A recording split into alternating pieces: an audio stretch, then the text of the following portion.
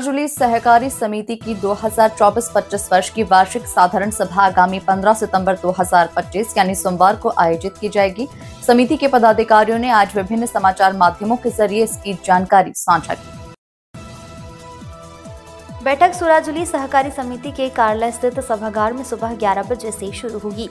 समिति ने सभी सदस्यों और संबंधित हितधारकों से समय पर उपस्थित होकर बैठक को सफल बनाने की अपील की है।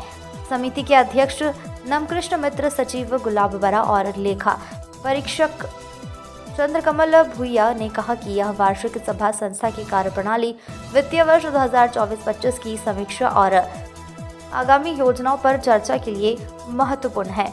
उन्होंने सभी सदस्यों से पूर्ण उपस्थिति की अपेक्षा जताई है।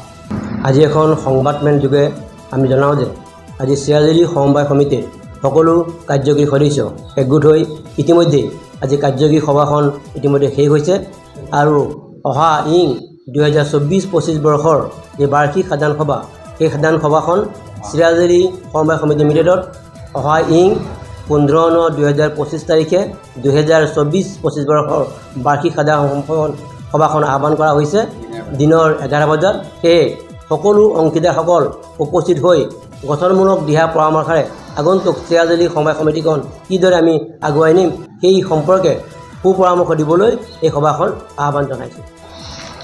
আজি আমাৰ কাৰ্যকৰী সভা আছিল। কাৰ্যকৰী সভায় আমি সিদ্ধান্ত লৈছোঁ যে 2024-25 বৰ্ষৰ আমাৰ যিটো সাধাৰণ সভা এইটো 15/9/2025 তাৰিখে পতা হৈছে।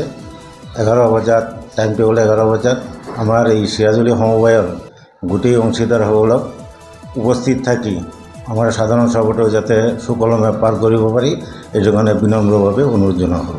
আজি আমাৰ সিৰাজুলি সমবায় সমিতিত সঞ্চালক মণ্ডলীৰ সভাত 2024-25 বৰ্ষৰ 15/9/2024 তাৰিখে বাৰ্ষিক সাধাৰণ সভা অনুষ্ঠিত কৰাৰ সিদ্ধান্ত গ্ৰহণ কৰিছে। গতিকে উক্ত সভাত আমাৰ সিৰাজুলি সমবায় সমিতিৰ সকলো অংশীদাৰসকলক উপস্থিত থাকিবলৈ বাবে মই বিনম্ৰভাৱে অনুৰোধ জনালোঁ।